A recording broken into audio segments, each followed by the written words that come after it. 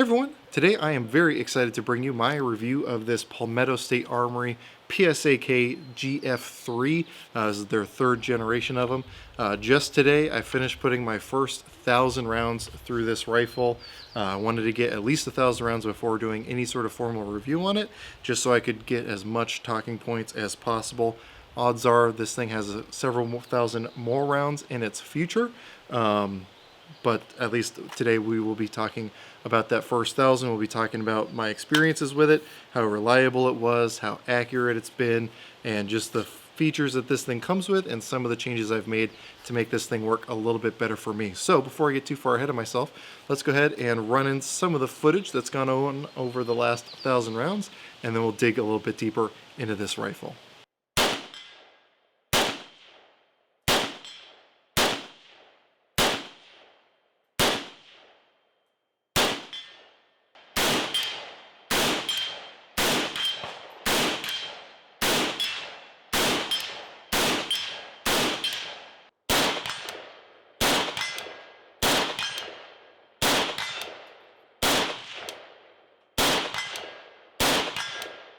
Now, while we're still early in this video, I definitely think it's worth mentioning that I did not pay for this rifle. This was provided at no cost by Palmetto State Armory for me to review. They didn't give me any money.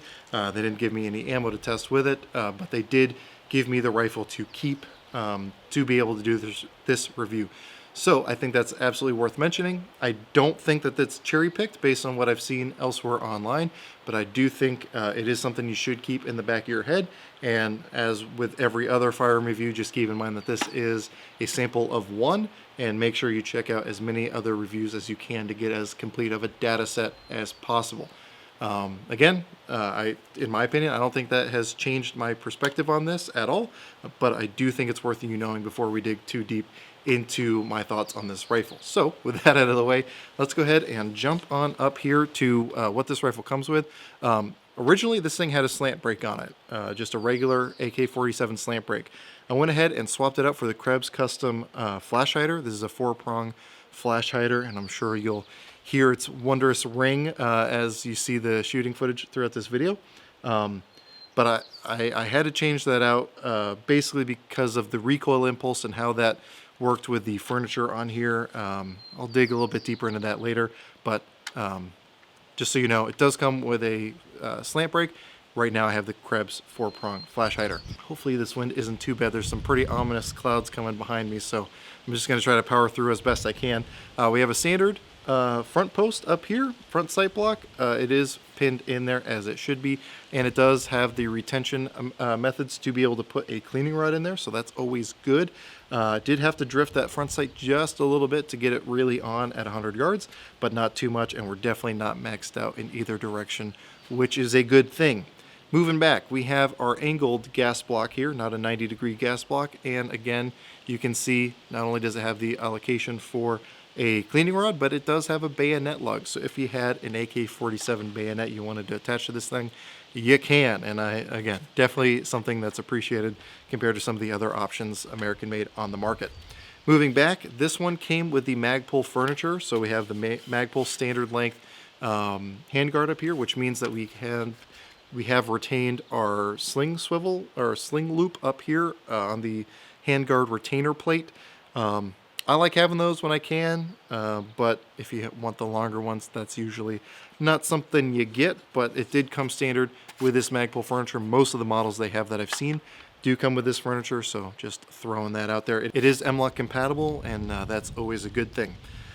Moving on to our rear sight. Now, obviously, if you guys have been watching this video, you've probably seen the AK Operators Union review of his, and you saw that his rear sight leaf was really loose.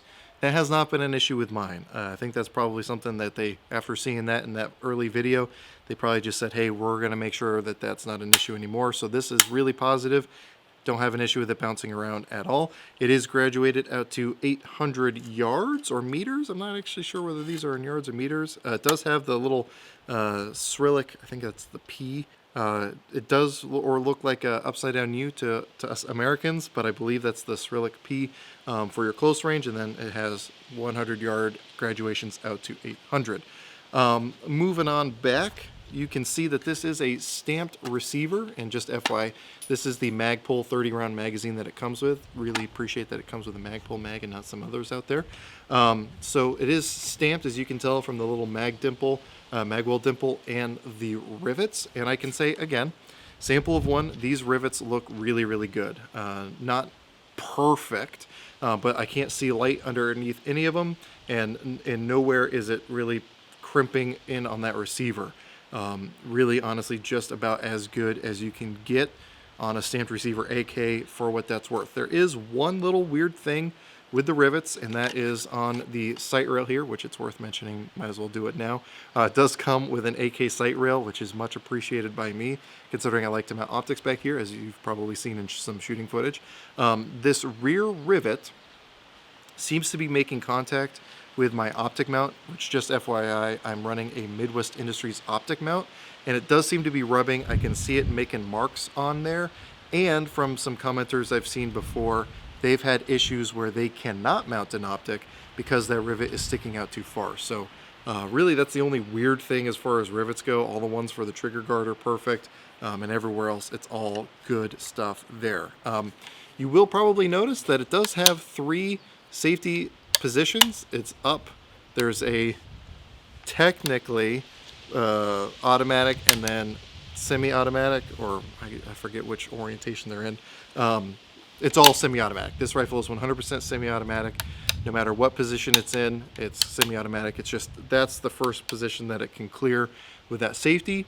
If you sweep it all the way down, it'll still clear just fine, but it is kind of neat that they do that. So I guess if you can do post-dealer samples, this is a very easy AK to do that with. It's already dimpled and everything, so you don't even have to worry about it. Moving back, I think that this is a proprietary trigger, if I had to guess off the top of my head. I don't see any markings on it, and it doesn't necessarily look like too many of those other domestically produced triggers. It's okay. It's not great. It's okay. Especially when you're trying to get really good precise groups, you can definitely feel the grittiness to it and the kind of staginess to it. But when you're just kind of running and gunning with it, it seems to be just fine. Actually, while I'm thinking about it, you do have this little over travel stop for the safety, which is a good thing. I'm not sure if there's any I've seen that don't have that, but it is worth throwing out there. Standard AK-47 style magazine release, not anything oversized. That's fine with me. Again, came with the Magpul Furniture, so I got this Magpul grip on here. I really like these Magpul AK grips. They just fit my hand better, especially compared to those Comblock grips that are just nothing. I really dislike those, so this one works really well. And then this one came with the Zukov side folding stock. Ignore this little blue tag. That's for when I have this thing with me at work. It does fold very nicely. It can still operate. Oh, I hope if I had the safety off. It can still operate with that stock folded, which is pretty neat. And it does have an adjustable length of pull.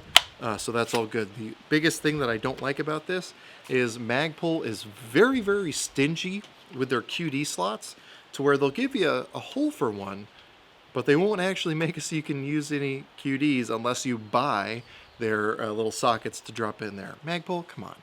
We're already spending a lot of money on your stuff. Just make it ready to go out of the box. I'm tired of spending, you know, a dozen or so dollars just to be able to put a socket in there, and then it's only one side, and unless I want to spend another dozen or so bucks to have it two-sided. Magpul, I love you, but come on, it's a little too much.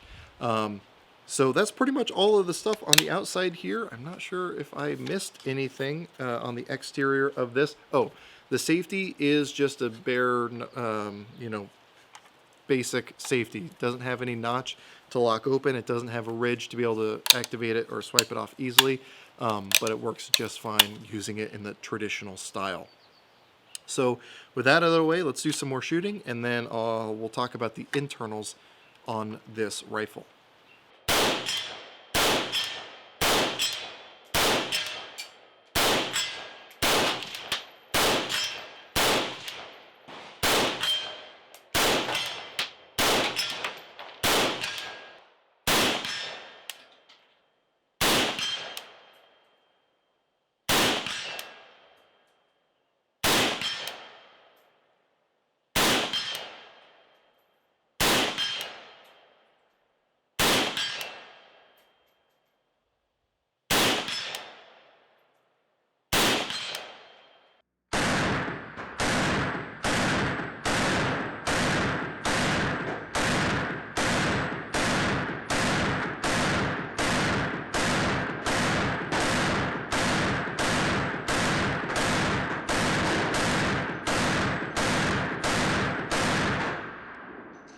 So one of the weird things that I noticed pretty quick with this rifle is how tight this dust cover is. So I guess it's a good thing, because there's a lot of companies out there that it's really, really loose and wobbly. That is certainly not the case here. I'm going to try to do this on camera. Basically, they've crimped the sides of the dust cover to make it sit tightly against the receiver, and that actually makes it a real pain to take off. It's gotten easier as time has gone on, but it can be a real pain in the butt to get that off, for what that's worth. Other than that, we have a standard forged bolt carrier group. We got the coiled spring trigger springs, which is, you know, European standard, or Eastern European standard. Standard recoil spring. Everything is all good here. It should all be cold hammer forged. As you can see, it sometimes will stay open. It happens less. It happens less now than it did when it first came out of the box, but for a $600 AK, that's kind of something you expect. There are tool marks here and there, but nothing really ugly, for at least in my opinion. I don't care about tool marks, honestly, as long as the rifle works. I don't care if it's pretty or not. Hopefully at this point I've been running a lot of pictures in front of the camera for you to see what the internals look like, which it's worth, I should throw out there. After finishing the 1,000 rounds, I took this thing apart here at the range and I cleaned out all the internals to be able to take good pictures of it, and so that we could actually see what it looks like inside, not what it looks like dirty and it could be covering stuff. Rear of the bolt carrier has a little bit of deformation, but really not that bad. Again, it's only been 1,000 rounds, but it hasn't been progressing. It's just kind of stayed that little bit, which is going to be perfectly standard in my opinion. If it was really mushrooming out there, then that'd be something to worry about, but that's not the case here. The other place that people typically look is on the right side of that receiver, where that locking lug locks in. As you'll see from pictures, it's worn off the finish, but there's no cracking, no real deformation at all. I've run my fingernail over it. I can't feel anything weird. It's just rubbed that finish off, which, for what it's worth, my Arsenal has done the same thing. I actually looked at it before coming out here today just so I could have a point of reference. My SLR 107 looks very similar in that respect. As far as the bolt itself, there is, you know, a little bit of where the finish has come off, and again, that's kind of to be expected. No real crazy mushrooming or deformation. The one thing that I really made sure to look for this time, again, having watched the AK Operators Union videos on his, especially his most recent 5,000 round update, I was paying particular attention to that firing pin, retaining pin in that bolt. And as you'll see from mine, it's showing a lot of that same weird deformation that Rob Ski's rifle was having. So I don't know what's going on there. Clearly there's room for it to be depressed further based on where the other side of the pin comes out. I wonder if maybe it's just a little bit undersized, and as it's trying to work its way out, it keeps getting, you know, hammered by everything else inside the gun, which is what's keeping it in place. I haven't rinsed mine out in the little creek over there, so I can't say whether or not it would come out like Rob Ski's did, but again, he's also got 4,000 more rounds through his than mine does, for what that's worth. The firing pin, everything looks good on the firing pin. I will say, I did have a couple pierced primers. It was really weird when it happened. I'd never noticed it happening before, ever. It could just be that I wasn't looking for it because I didn't know what to look for before, but I'll roll in some footage of where that happened. Really threw me off. I asked somebody about it. They're like, yeah, pierced primer. And so when it happened again, I got the casing, looked at it, and sure enough, it pierced through. Now, it's not like the primer or the firing pin has any crazy sharp edges. I think it could just be the ammo I was shooting, which has been 500 rounds of the 1,000 have been Barnoul, just because that's what I have available to me at our gun store. That's what we sell in bulk, is the Barnoul. So that's what I've been shooting mostly. The rest of the ammo has been Red Army Standard for a couple hundred rounds, and the Wolf Full Metal Jacket for a couple hundred rounds. I did shoot a little bit of Silver Bear for accuracy testing, but we'll be talking about that later. Really, other than that, again, you can look at the pictures. As Rob Ski says, if you see something, say something. But that's pretty much all there is to it. Again, nothing too concerning other than that firing pin, retaining pin. But as you saw, again, from Rob Ski, his rifle even fired without that in there. And one thing about this tight dust cover is it also makes it a pain to put back on. But it's getting easier as time goes on. So as you saw, it will stick open. It's happening less and less. and if you are actually cycling it the way you should, i.e. just rip it, it's never stayed open for me like that at all. So again, generally all good things there. So let's go ahead and move on to our next topic.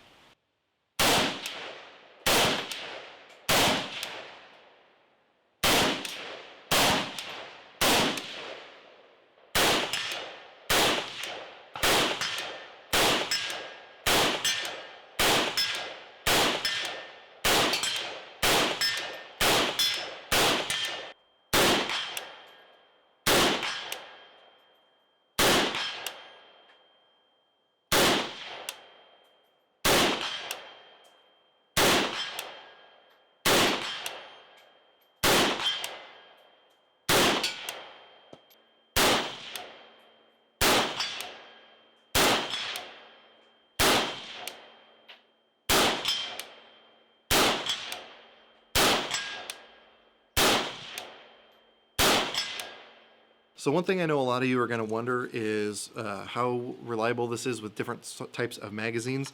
For the entirety of the 1,000 rounds, I've used 10 different magazines and just reloading them over and over to try to get a spectrum of types of magazines, as well as trying to get an idea of how reliable they are with each type. So I have the standard Magpul 30 round one that it came with. Locks in nice and tight, no real wobble, and it's been 100% reliable. Next up, I was running 2 of these slab-sided tan Tapco mags. Really just a little bit of play, but 100% reliable through both of these tan slab-side Tapco mags. Here's the other one. This one is just some generic Comblock steel magazine. The steel magazines, as with most AKs, are the ones that have the most play, but still 100% reliability. I was running 2 different Circle 10 Bulgarian AKs, or AK mags. Little bit of play, nothing too terrible. 100% reliability. And, oh, that one doesn't have it. But the other one, I have one of the, was it Weapon Tech bolt hold open followers. So some of these magazines do have bolt hold open followers. So if you're watching in the footage and the bolt locked open at the end of a mag, that's what happened. This is it's either a Yugo. Yeah, I think this is a Yugo mag because it's got the factory bolt hold open follower. Again, just like with the other metal ones, just a little bit of play. 100% reliability and locks open. I was running 2 of these Gen 3 Magpul mags with the steel reinforcements. Really no play at all. These ones don't have lock open followers, but both of these ones ran 100%, just for what that's worth. And then this last one, I think it's a, no, it's not a Croatian mag. Another just generic Comblock mag with a Weapon Tech follower, which locks open. So those 10 mags saw all 1,000 rounds. No issues between them. 100% feeding from all of them, and they all ran great. So for what that's worth, that's really just a cross section of the magazines that I have, and so that's what I was able to run through it.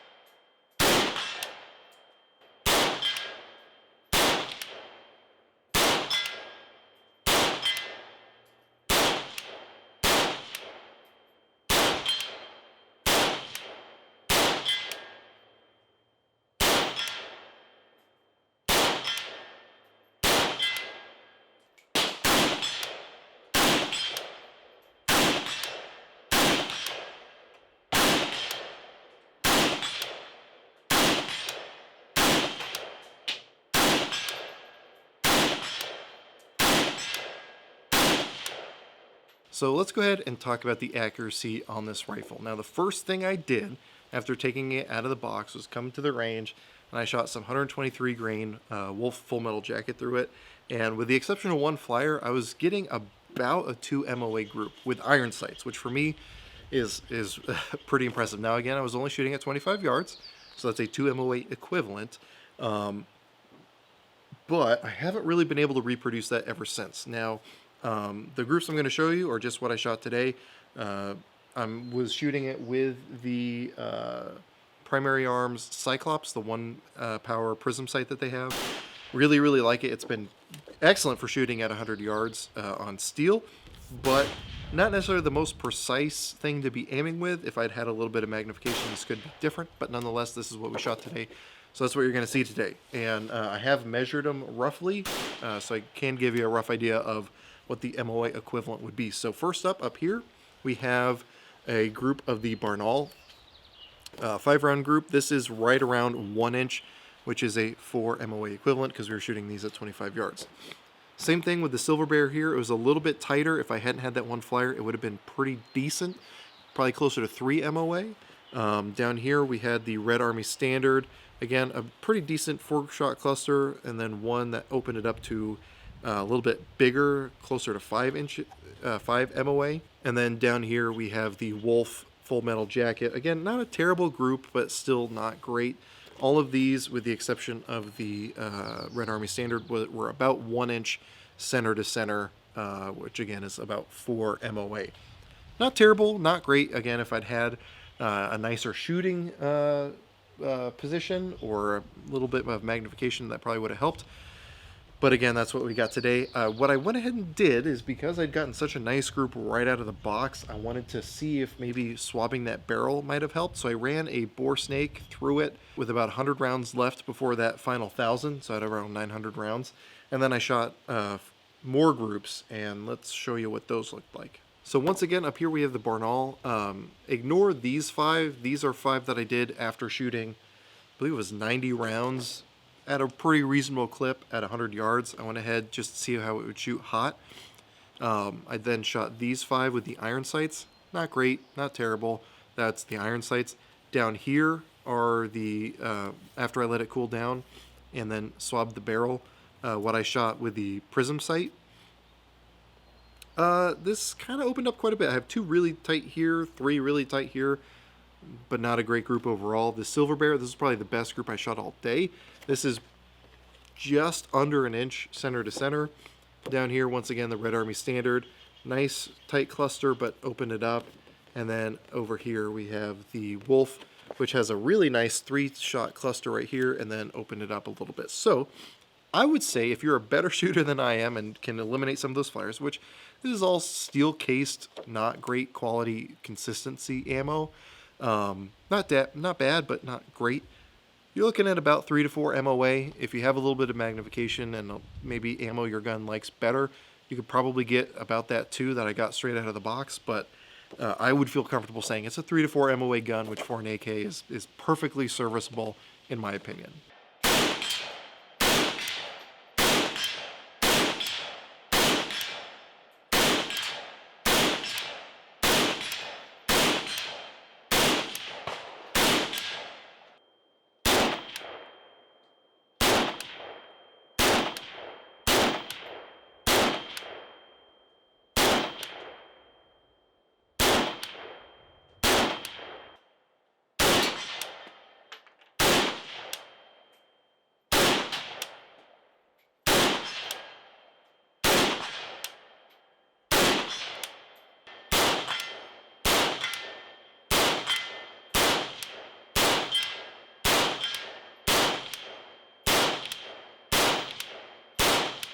So now that we've talked about the accuracy, let's go ahead and talk about the reliability of this thing.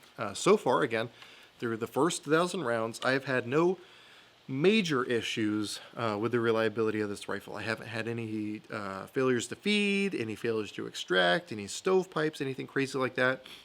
But I have had a couple things happen. So, first of all, I have noticed that the ejection pattern on this thing isn't super consistent. Part of that, it could just be that it's still breaking in. I expected after the first 500 rounds or so for it to kind of clear itself out and become a little bit more consistent. Still kind of all over the place. It's all still good positive ejection, but it's a little inconsistent. Does that really make a big, does that really matter? No, because it's still reliably extracting and ejecting. But it would be nice if it was a little bit more consistent. That'd make me feel a little bit better. But again, no big issue, just something I've noticed. Now, the more important thing I need to mention is issues with the trigger not resetting. So this has happened fairly recently between today and my last outing with this. I've noticed a couple times, so last time I was out here, I was shooting at 290 yards, and I was actually hitting pretty consistently, which was good, with the primary arm Cyclops up here. And there was a couple times where I noticed, as I was going to let the trigger reset,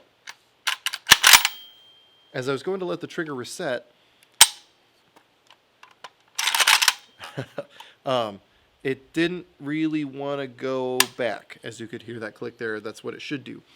There were a couple times where I had to physically push that trigger back forward. And then that happened again today when I was shooting some groups for air. Actually, that'd have been while I was standing. I'll try to find the footage and roll that in.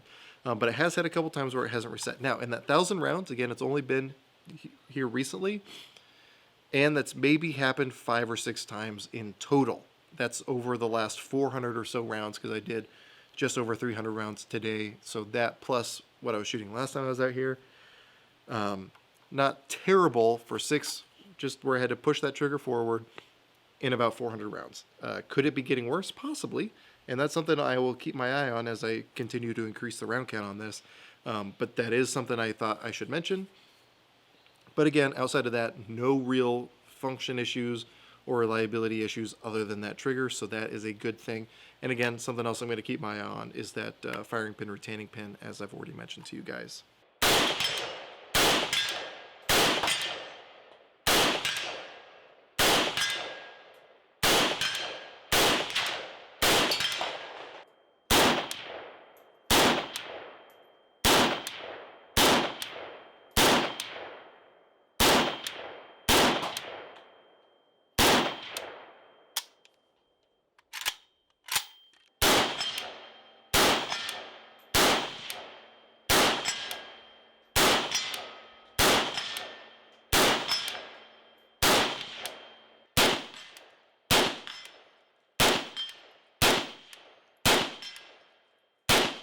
So now that we got pretty much everything else out of the way, let's go ahead and talk about my overall experience with this rifle before getting into kind of my final thoughts and pros and cons and all that. When I first got this rifle, I was super excited to test it out. I've been seeing a lot of really good stuff from Palmetto State Armory.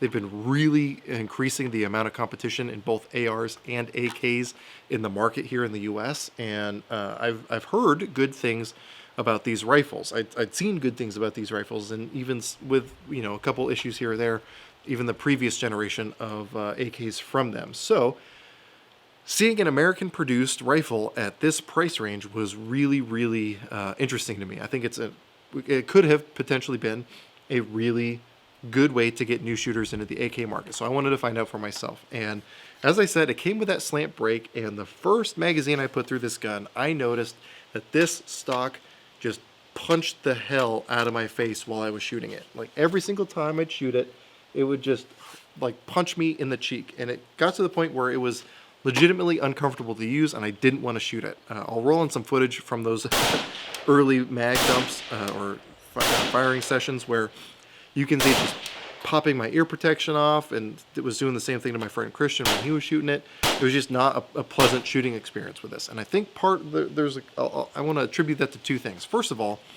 the Magpul Zukov stock sits a little bit higher than a traditional AK-47 stock. So you're already having to push your face pretty hard against this to use the iron sights. If you're running an optic, it's usually okay, but to use the iron sights, you're really having to force your face down on this. And then with the slant brake, if you've ever shot with a slant brake, they're actually almost too effective to where they do a good job of pushing that front end down. So if you think of my wrist being the fulcrum, if it's pushing that front end down, it's pushing that into my face even harder, which again, not a pleasant shooting experience. So that's why I swapped it out with this Krebs custom flash hider. It has increased felt recoil because all this does is, you know, reduce muzzle blast. But at least it's comfortable to shoot now. It does push a little bit more, but it's comfortable to shoot and still can get good, fast shots downrange at 100 yards at least. Really, other than that though, it's been a fairly boring 1,000 rounds. Again, other than the couple pierced primers, which didn't really cause any issues other than me wondering why there's so much smoke coming out. Things went well, and even the first time it happened, where I first noticed it and actually took it apart to make sure everything was okay.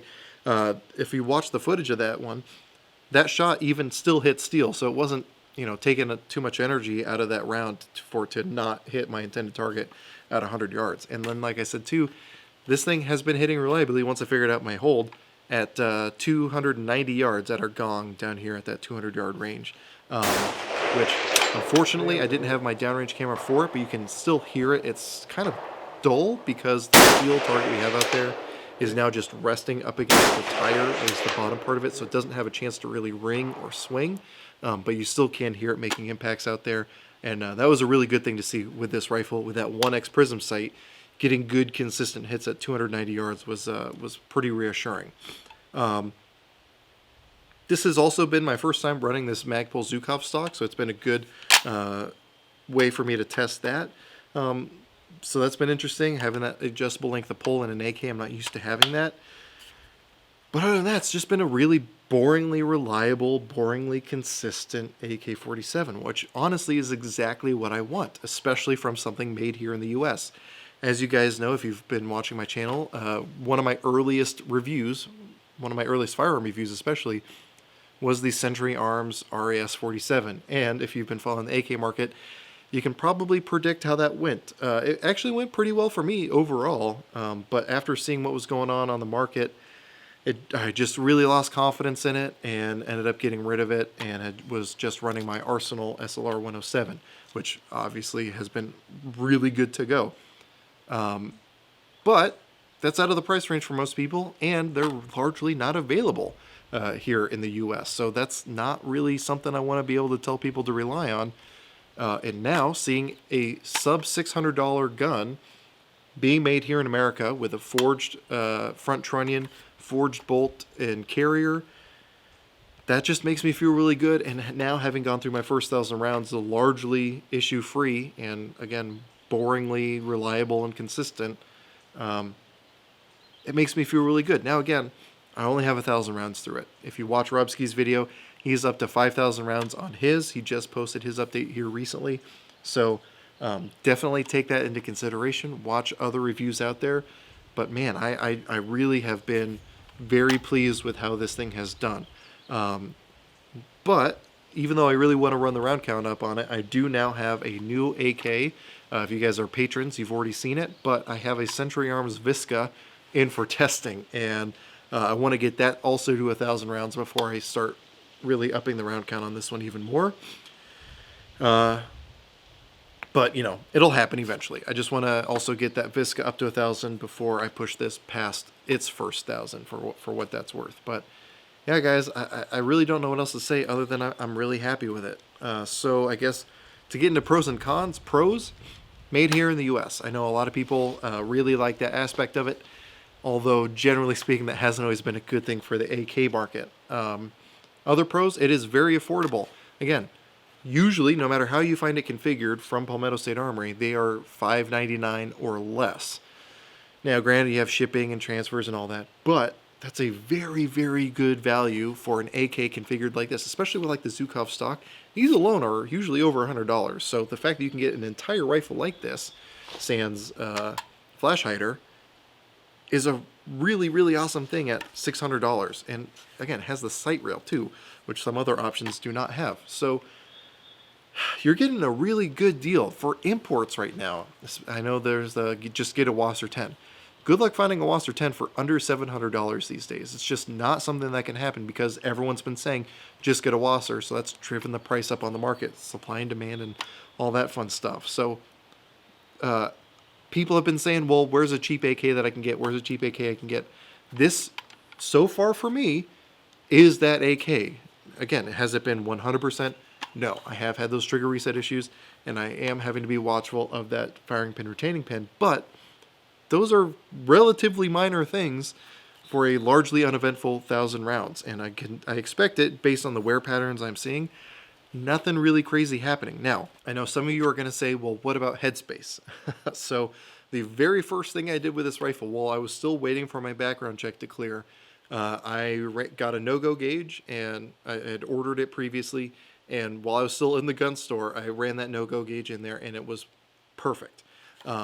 Today, after completing that 1,000 rounds and after cleaning it, I went ahead and tried it again, and I'll roll in that footage right now. Alright, so I just finished cleaning this thing up after the first 1,000 rounds. As you can see, I got the no-go gauge in there, and let's see if it closes. Nope. Go ahead and do it again. I go forward, press with my thumb, nothing. I go forward, press my thumb once again, and nothing. And just so you can see a little bit better here, this is the no-go. Ooh, come on, focus. There we go. 760 by 39 no-go. As a climber. One of these guys. So, having seen that now, for a reliable AK that's shot very well, very consistent for 1,000 rounds, that is perfectly good for Headspace, I really can't think of too many other good options in this price range that I can point you at other than this one. I think you're getting a lot of gun for $600, and I think if you're looking to get into AKs, this is a really, really good option to look at. Now again, I do have a Century Arms Visca, so that's going to be kind of one of this thing's leading competitors as far as American-made AKs, so we'll see how that goes after 1,000 rounds. But in the meantime, this is a very safe option for you. But the problem is finding them in stock, because everyone's been trying to get their hands on these. When I have seen them in stock, I've shared it on my Facebook page, and typically within the hour, it's all sold out. So if you see one and you want one, just get it. I really don't think you'll be disappointed. And with how many people want these things right now, I think even if you get it and you want to sell it, there's probably going to be a market for that. So really, that's all there really is to say about it. I want to give a shout out to my patrons for making this possible. You know, 1,000 rounds is not necessarily cheap. It is the steel-cased AK-47 stuff, so it is cheaper than some others out there, but it's still not free, and being able to pay for that is something that I can directly attribute to my patrons over on Patreon. Without them, this would take a lot longer to get to its first 1,000, and they're going to be the ones that allow me to push this thing past 1,000 and get that Century Arms one up to 1,000 and beyond. So I really want to thank them. I do post all my content to Patreon early. I do some exclusive content. I've been giving them periodic updates on this rifle after each range trip, and I'm going to be doing that on the Century Arms Visca for them as well.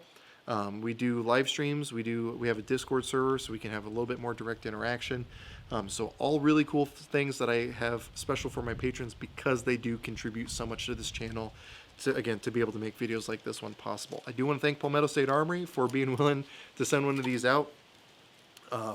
I'm hoping to get my hands on one of their AK-74s once those come out this summer. At least this summer is when they're supposed to come out, because if they can make a rifle of this quality in AK-70 in 545, I really think that could do a lot to jumpstart the AK-74 market here in America. So fingers crossed on that. So if you have any questions, comments, or concerns, go and throw those in the comment section down below. I'll try to get back to you as quick as I can.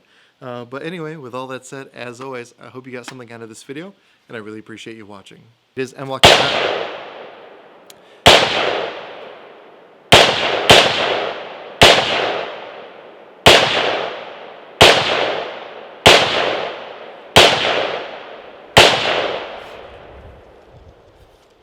It is M-Lock compatible, and that's always a good thing.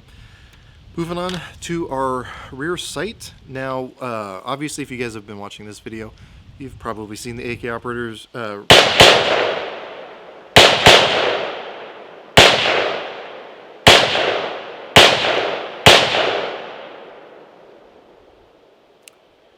You've probably seen the AK operator